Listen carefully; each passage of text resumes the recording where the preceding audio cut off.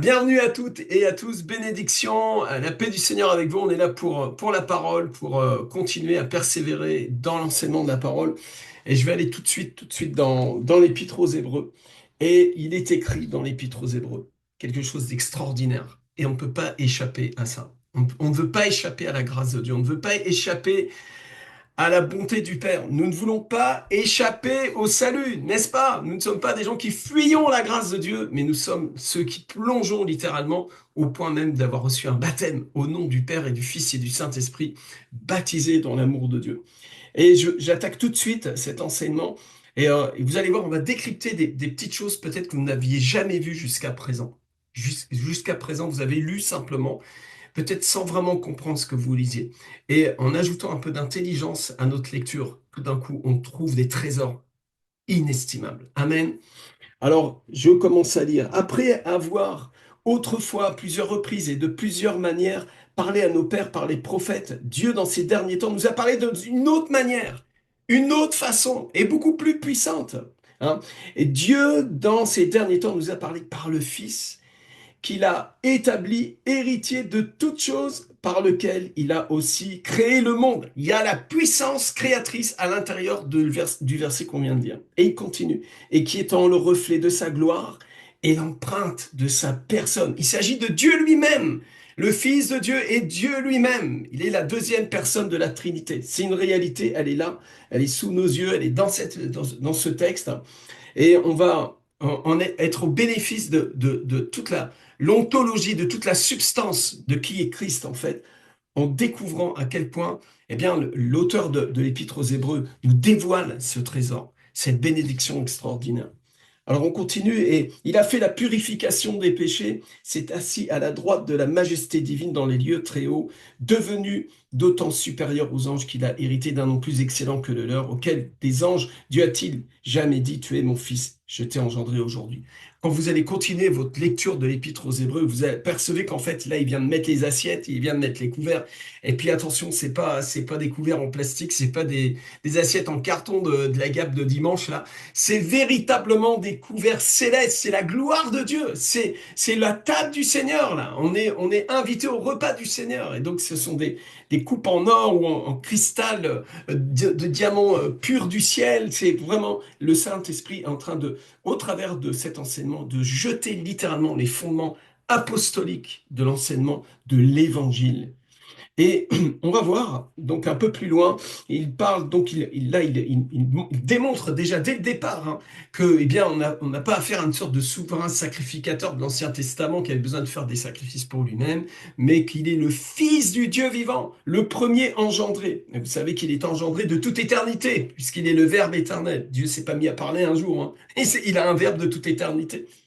Et tu es mon fils et je t'ai engendré aujourd'hui et encore, je serai pour lui un père et il sera pour moi un fils. Ces prophéties annonçaient l'économie de la Trinité sur terre, comment Dieu allait se manifester sur terre au travers de son fils. Et au verset 6, il dit, lorsqu'il introduit de nouveau dans le monde le premier-né, donc celui qui est engendré de toute éternité, qui est les prémices de toute la création, par lui toutes choses ont été créées, en lui et en dehors de lui, rien n'a été créé. Alors, à plus forte raison, le Fils de Dieu lui-même non plus n'a pas été créé, n'est-ce pas? Sinon, comment il se serait auto-créé? Ça n'a aucun sens. Le Fils est Fils de toute éternité. Amen. Que tous les anges de Dieu l'adorent. Amen. Tu n'adoreras que Dieu seul, n'est-ce pas? À lui seul, tu rendras un... Eh, ça parle à un juif, ça, cette affaire-là. Combien tout d'un coup l'Ancien Testament ordonne que nous l'adorions?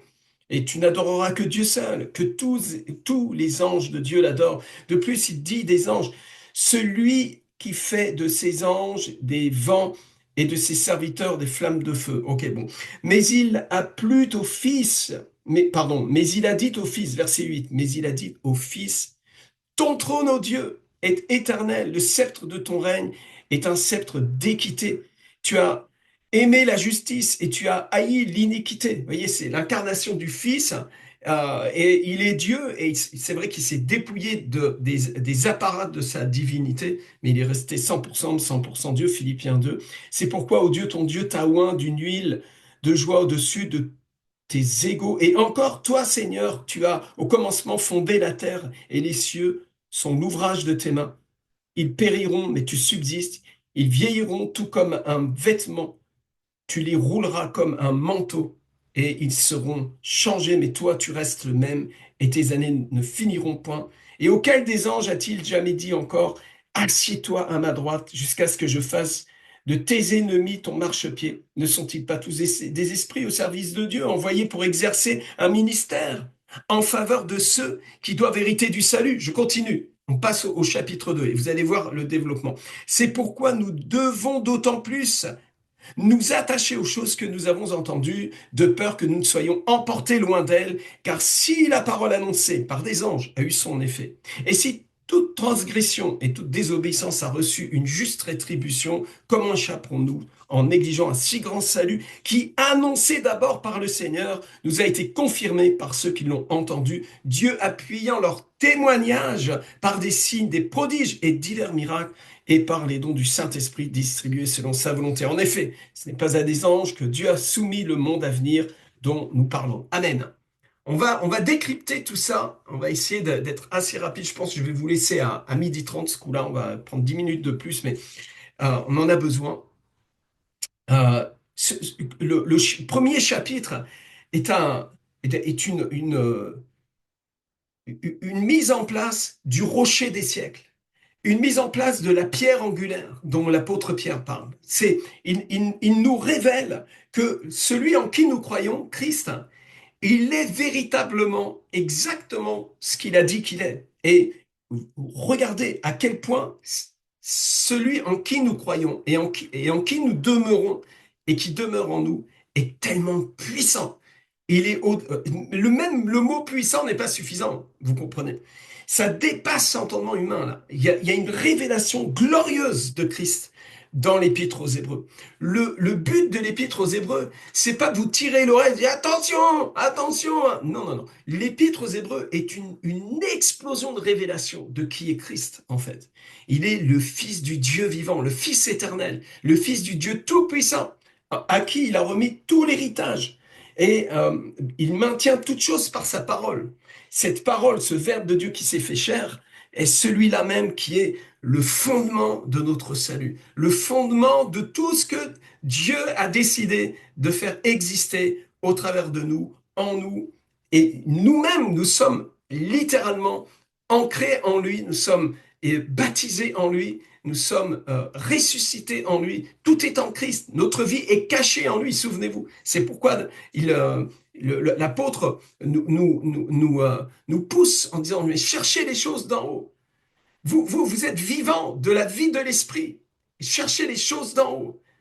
Amen. Alors maintenant, on va voir un petit peu de quoi il s'agit quand, eh bien, euh, l'écrivain de l'Épître aux Hébreux nous dit, c'est pourquoi nous devons d'autant plus nous attacher aux choses que nous avons entendues, de peur que nous soyons emportés loin d'elles, car si la parole annoncée par des anges a eu son effet, et si toute transgression et toute désobéissance a reçu une juste rétribution, comment échapperons-nous en négligeant un si grand salut qui, annoncé d'abord par le Seigneur, nous a été confirmé par ceux qui l'ont entendu? Je sais la réaction de la plupart des gens qui lisent ça, ils ont une sorte de haut le cœur et il y a une peur qui vient, il y a une crainte. Vous savez, le diable, il tient les gens par la peur. Et tant que vous avez une lecture paranoïaque des Écritures, vous allez toujours avoir une sorte de pression qui va venir. Et il y a énormément de gens qui ne lisent pas la Bible à cause de cette pression. Parce que quand ils la lisent pas avec les lunettes du Saint-Esprit, mais ils la lisent avec les lunettes de leur rejet, avec leur paradigme de péché, avec une conscience impure, une conscience pleine de péché. Parce que nous sommes charnels, nous sommes des gens de la chair. Vous comprenez? Donc vous avez besoin maintenant de la révélation de Christ. Vous avez besoin de la révélation du salut en Christ. Et vous avez besoin de mettre les lunettes du Saint-Esprit pour lire ce texte. Alors je vais essayer de vous éclairer un petit peu. Peut-être il y a des gens qui savent déjà ce que je vais dire, mais moi, en tout cas, à cette étude, ça m'a encore plus poussé, encore plus dans les bras du Sauveur, avec des cris de louange, de reconnaissance à Dieu. Quand il nous dit, c'est pourquoi nous devons d'autant plus nous attacher aux choses. Ce c'est pourquoi nous devons le rattacher au dernier verset du premier chapitre. Ne sont-ils pas tous des esprits au service de Dieu, envoyés pour exercer un ministère en faveur de ceux qui doivent hériter du salut? Là, on ne nous parle pas de attention, tu vas ramasser un coup de bâton. On nous parle de la puissance de la grâce. On nous parle de la faveur de Dieu sur les enfants de Dieu. Nous sommes des enfants favorisés dans le bien-aimé. Et ton système de pensée doit changer à l'égard de Dieu. Amen. Tu es capable de croire que Dieu aime les autres là-bas, mais toi, tu as du mal avec toi-même, hein. C'est pourquoi nous devons d'autant plus nous attacher aux choses que nous avons entendues. Qu'est-ce que nous avons entendu? On revient au premier chapitre. Dans les premiers versets. Dieu nous a parlé dans l'Ancien Testament à plusieurs reprises, de plusieurs manières. Amen. Il a parlé à nos pères, par les prophètes. Mais Dieu, dans ces derniers temps, nous a parlé par le Fils. Nous devons donc nous attacher à ce que nous avons entendu. Et ce que nous avons entendu, c'est pas les trucs de l'Ancien Testament, là. Nous avons entendu le Fils. Le Fils te parle. Le Fils parle d'en haut des cieux. Et nous ne devons pas mépriser cet enseignement-là. Au contraire, nous devons nous y attacher fortement. Regardez, tourne avec moi dans la première épître de Jean. Première épître de Jean. Et on va voir quelque chose de fondamental ici. Premier chapitre, premier verset. Ce qui était dès le commencement, ce que nous avons entendu, ce que nous avons vu de nos yeux, ce que nous avons contemplé et que nos mains ont touché concernant la parole de vie. Amen. Car la vie a été manifestée et nous l'avons vue et nous lui rendons témoignage et nous vous annonçons la vie éternelle qui était auprès du Père et qui nous a été manifestée. Et ce que nous avons vu et entendu, nous vous l'annonçons. Je ne sais pas ce que les prédicateurs annoncent aujourd'hui. Nous vous annonçons Christ, le Fils du Dieu vivant. Amen. La vie éternelle. Et il a parlé. Et ce que nous avons entendu, nous allons nous y attacher, mais fortement, ce que nous avons entendu, ce que nous avons vu et entendu, nous vous l'annonçons à vous aussi, afin que vous aussi, vous soyez en communion avec nous. Amen. Or, notre communion est avec le Père et avec son Fils Jésus-Christ. Et nous écrivons ces choses afin que notre joie soit parfaite. Et moi, je vous enseigne aujourd'hui, afin que ma joie soit parfaite et que la vôtre le soit aussi. Amen. Regardez, tellement nous sommes sauvés glorieusement. C'est un point que notre cœur ne peut pas sonder, ce salut glorieux. Alors nous allons nous y attacher fortement. Et il dit, de peur que nous ne soyons emportés loin d'elle. Car si la parole annoncée par des anges a eu son effet, stop, je m'arrête ici. De quoi parlons-nous? Des paroles d'anges qui ont eu son effet. Est-ce que vous voulez des personnes bénies? Alors, j'ai été chercher un petit peu des paroles d'anges qui ont eu leur effet. Vous êtes prêts? Allez, prenez votre stylo, je vais vous donner des références. Genèse, chapitre 16, versets 7 à 11. Agar dans le désert, l'ange de l'Éternel rencontre Agar, lui ordonne de retourner vers Sarah et lui annonce la naissance d'Ismaël. L'enfant naît comme annoncé. L'ange, ce qu'il a dit, c'est accompli. Et c'était une parole de bénédiction. Dites avec moi, bénédiction. Visite des anges à Abraham. Genèse, chapitre 18, versets 1 à 15. Trois hommes, dont un est l'Éternel et deux anges. En réalité, pour moi, je pense que c'est vraiment une manifestation de la Trinité. Mais bon, chacun après peut aligner les choses comme il l'entend. C'est pas forcément non plus une bonne idée de mettre la Trinité dedans, mais ça se discute. En tout cas, nous avons une manifestation ternaire de la gloire de Dieu, si claire et nette. Annonce à Abraham que Sarah aura un fils dans un an. Qu'est-ce qui est arrivé? Ça s'est accompli. Dieu de bénédiction. Dieu de bénédiction. Arrête du sacrifice d'Isaac. Genèse chapitre 20, chapitre 22, versets 11 à 12. Excusez-moi, je vais vite parce que je ne veux pas rester une heure connecté.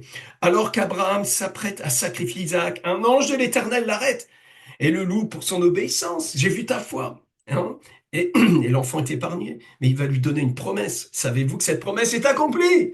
L'Éternel, le Dieu Tout-Puissant, a pourvu au sacrifice et son nom est Jésus-Christ. Balaam et son ânesse. Nombre, chapitre 22, verset 22-35. L'ange bloque le prophète de Balaam. Et après cette rencontre, Balaam ne prononce que des bénédictions sur Israël, malgré les attentes de... Vous voyez à quel point nous ne devons pas passer à côté de cette bénédiction.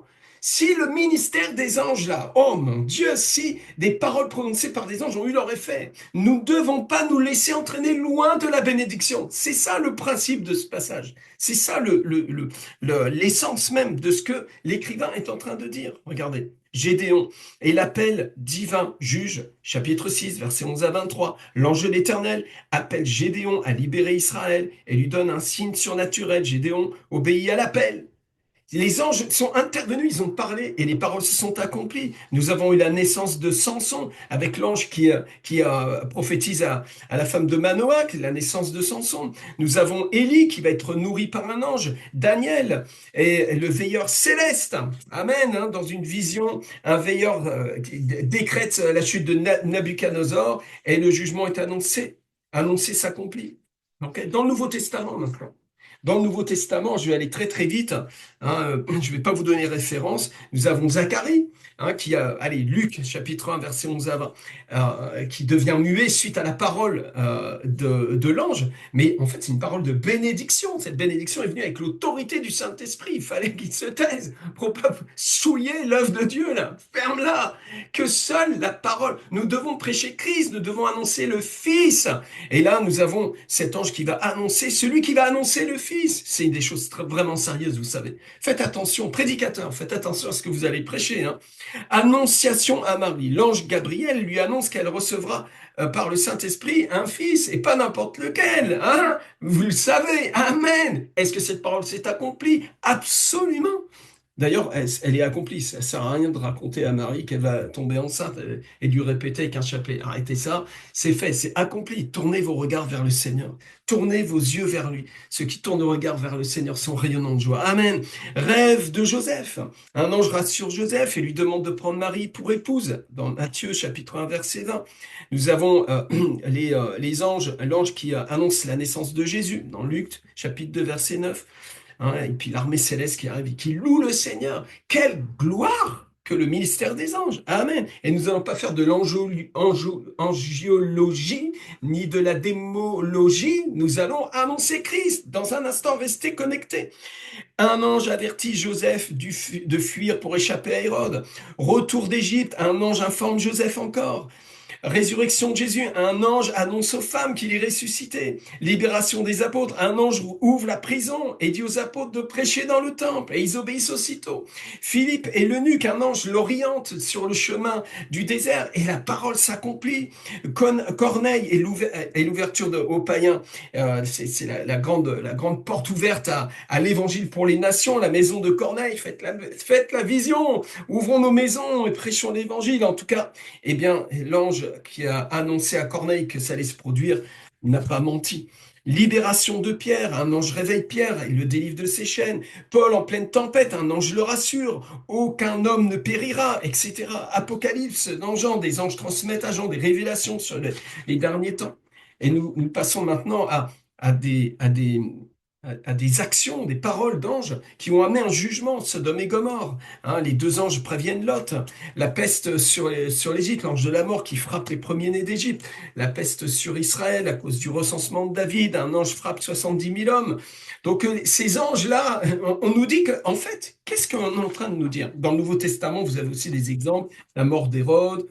Et puis, dans l'Apocalypse, c'est trompette. Qu'est-ce qu'il est en train de nous dire? Il est en train de nous dire, cette affaire-là d'ange, là, c'est en dessous, c'est en dessous. Nous parlons de Christ. Nous avons Jésus, le Fils du Dieu vivant. Oh, alléluia. Vous comprenez? Les anges, là, ils ont parlé, puis ça s'est accompli, parce qu'ils venaient de Dieu.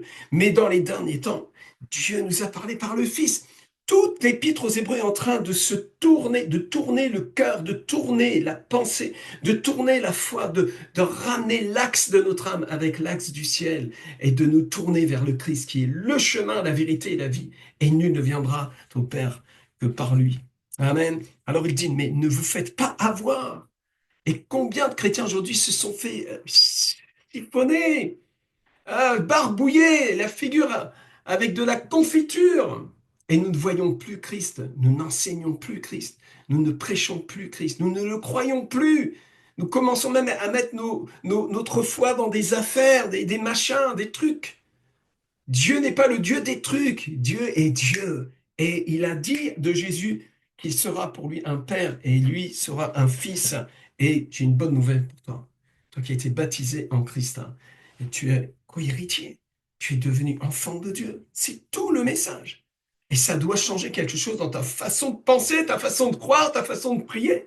Regarde, il dit encore, euh, de peur d'être emporté loin d'elle, car si la parole annoncée par des anges a eu son effet, et si toute transgression et toute désobéissance a reçu une juste rétribution, comment échapperons-nous en négligeant un si grand salut? C'est-à-dire qu'il y a une façon de négliger un si grand salut. C'est de prendre le salut là, et puis de l'amener à notre religion, de ramener l'œuvre de Christ à nos affaires de dîmes, d'offrandes, de prières, de jeûnes, d'activités religieuses. Ce grand salut-là, nous l'avons ramené à nos affaires charnelles. C'est une catastrophe.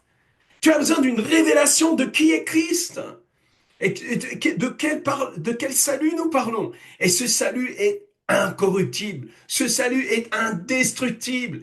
Tout l'épître aux Hébreux est en train de bâtir la foi en Christ. Magnifique, c'est magnifique. Comment échapperons-nous en négligeant un si grand salut qui a annoncé d'abord par le Seigneur? Nous retournons dans ce premier chapitre, au verset 2, Dieu dans ces derniers temps nous a parlé par le Fils et qu'il a établi héritier de toutes choses. Mais tu n'as besoin que de Jésus en fait, hein. Tu n'as besoin que du Seigneur pour être fondé. Et puis une fois que le fondement est là, le fondement apostolique, c'est Christ. Amen. C'est lui le fondement apostolique, c'est Christ. À partir de là, maintenant, bâtissons ensemble. Fais la vision correctement. Commence à laisser Dieu transformer ton caractère. Laisse Dieu faire déchirer le voile de l'incrédulité. Que tu commences véritablement à croire dans ce salut puissant, glorieux, qui nous a été acquis par le sacrifice de Jésus, le sacrifice tout suffisant. Il t'a appelé, il t'a connu, il t'a choisi, il t'a donné la foi, il a créé en toi le vouloir et le faire. C'est extraordinaire. Même la synergie de ton, de ton salut, c'est ta participation au salut, parce qu'à un moment donné, il faut dire oui, il faut se donner au Seigneur. Même ce oui-là, Dieu l'a créé en toi. Pour être sauvé, créé pour sa gloire. Et il t'a prédestiné à être sauvé en Christ, à être une personne parfaite en Christ, à être justifié en Christ. C'est la gloire de Dieu de justifier le pécheur. Cette justice vous a été imputée, ça vient de l'extérieur. C'est pas toi qui vas créer ces choses-là. Quand tu commences à croire ça, mon ami, tu commences à croire l'évangile, le scandale de la croix. Comment échapperons-nous en négligeant un si grand salut? Hein? Qui, annoncé d'abord par le Seigneur, nous a été confirmé par ceux qui l'ont entendu. Dieu appuyant leur témoignage par des signes, des prodiges et divers miracles, et par les dons du Saint-Esprit distribués par sa volonté. Vous savez que l'un des plus grands drames charismatiques, c'est quand nos yeux, on devient même, on est dans la convoitise des dons spirituels, le désir de pouvoir même. Ça peut vraiment arriver. Le monsieur prophète qui, lui, donne des prophéties, toutes ces choses-là. Et certains, ils entendront un jour leur dire, mais je vous ai jamais connu. Eh bien, on a prophétisé, chassé les démons. Il y a un truc là, on doit apprendre quelque chose. Mon ami, c'est tellement facile de glisser entre le verset 3 et le verset 4.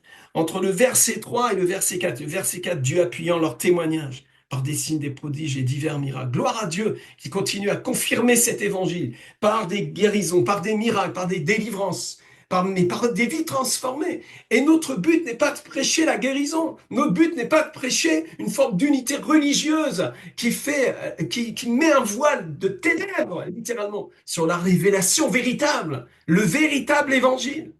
Et mon ami, il n'y a qu'un seul évangile, c'est celui qui est sorti de la bouche de Jésus. Il n'est pas schizophrène. L'évangile qui est sorti de la bouche du Christ, qui est sorti de la bouche des apôtres, qui est sorti de la bouche de l'apôtre Paul, qui est sorti de la main écrivant aux Hébreux. Nous sommes de ceux qui adorons le Fils du Dieu vivant. En fait, l'épître aux Hébreux, les deux premiers chapitres en tout cas, vous voyez bien qu'il est en train d'établir la foi au Fils de Dieu. Et beaucoup de chrétiens se sont fait avoir et ne croient pas réellement au Fils de Dieu. C'est la réalité. Vous avez les modalistes qui croient en une sorte de Jésus, mais c'est pas le Fils de Dieu. Ils ne supportent pas que ce Fils ait un Père. Pas plus qu'ils supportent eux-mêmes d'avoir un Père. Vous voyez l'esprit orphelin. Mais l'esprit orphelin a été brisé au nom puissant de Jésus. Et à la convention de la maison de prière pour toutes les nations, la 8e convention, on va avoir une rencontre avec l'esprit d'adoption. Et nous allons avoir une rencontre avec le Père parce que nous avons accès au Père par le même esprit. Et nous allons avoir une rencontre avec le Christ parce qu'il est vivant et il est le rocher de notre foi. Et il est tout l'objet de notre foi, tout l'objet de notre adoration. À lui la gloire. En Jésus-Christ notre Seigneur. Que ce Dieu trois fois saint soit glorifié. Amen. Je continue. Verset 5, en effet, ce n'est pas à des anges que Dieu a soumis le monde à venir dont nous parlons. Vous voyez, en effet, hein, je retourne sur mes pattes par rapport à ce que je disais tout au début du chapitre 2 à propos des anges. En effet, c'est bon tout ça, gloire à Dieu. Mais en effet, nous sommes avec Christ, nous avons Christ. Et ce Christ-là, Dieu a parlé et lui a soumis toutes choses. Et le monde à venir dont nous parlons. Et je suis pas, vous savez, je crois vraiment là, il y a des enseignements là, les 7 clés pour ceci, pour cela, machin. Vous savez, les affaires hein, pour avoir une nouvelle voiture, machin, pour attraper les choses du monde en fait. Ça, c'est une distraction. Et nous ne parlons pas des choses de ce monde. Nous parlons du monde à venir. Et quoi que soit ta circonstance aujourd'hui, nous traversons tous des circonstances difficiles, tous nous avons des combats, que ça soit familial, que ça soit la santé, que ça va être le travail, des attaques, toutes sortes de choses, de la division dans le leadership, des gens qui sont rebelles, tout ça, toutes ces attaques, mon ami, juste lève un peu la tête, tac, et regarde juste au-dessus là, et là, waouh, le trône de Dieu, la grâce du Seigneur, la vie éternelle, la bénédiction. Fixe tes regards sur les choses d'en haut. Attache-toi aux choses d'en haut. Attache-toi à ces choses que tu as entendues, de peur que tu sois emporté loin d'elles. Toute la source, toute la grâce, toute la bénédiction, quand Paul dit aux Éphésiens, hein, une grande grâce au Père qui nous a bénis de toutes sortes de bénédictions spirituelles dans les... Mais ce gars-là, il avait compris, là, il avait la clé là, il avait la clé de la puissance, la clé de la bénédiction. Nous sommes de ces hommes et de ces femmes qui croyons en un Christ qui est ressuscité. Et il est vraiment ressuscité. C'est vrai, c'est réel. En effet, c'est pas à des anges que Dieu a soumis le monde à venir dont nous parlons. Or, quelqu'un a rendu quelque part ce témoignage. Qu'est-ce que l'homme pour que tu te souviennes de lui, ou le Fils de l'homme pour que tu prennes soin de lui? Tu l'as abaissé pour un peu de temps au-dessous des anges, et tu l'as couronné de gloire et d'honneur, et tu as mis toutes ces choses sous ses pieds. En effet, en lui soumettant toutes choses, Dieu n'a rien laissé qu'il ne fût soumis. Et la vérité, c'est que ici, vous pouvez, si vous faites juste un raccrochement par rapport à l'économie, c'est-à-dire l'incarnation du Christ et notre participation à la vie de Christ, le baptême, la- cette introduction du premier-né dans le monde est pour nous introduire, nous, dans la Trinité, dans la bonté de Dieu, comme on l'a entendu hier. Le Père est en nous, Christ en nous, l'espérance de la gloire est en nous et nous demeurons en lui. Toute cette dimension-là, eh bien, elle nous concerne dans ce passage. Hein, euh, nous avons été intronisés, nous avons été couronnés. Souvenez-vous dans l'Épître aux Romains, ce qu'il a connu, il les a appelés, ce qu'il a appelé, il les a justifiés, ce qu'il a justifié, il les a glorifiés. Dans Jean chapitre 17, Père, je leur ai donné la gloire que tu m'as donnée. Amen. Nous sommes de ces personnes-là qui sommes tellement bénies. Et le cri de l'épouse, c'est Maranatha. Reviens, Seigneur. Reviens. Reviens. Amen. Que Dieu vous bénisse. Merci de continuer à suivre cet enseignement.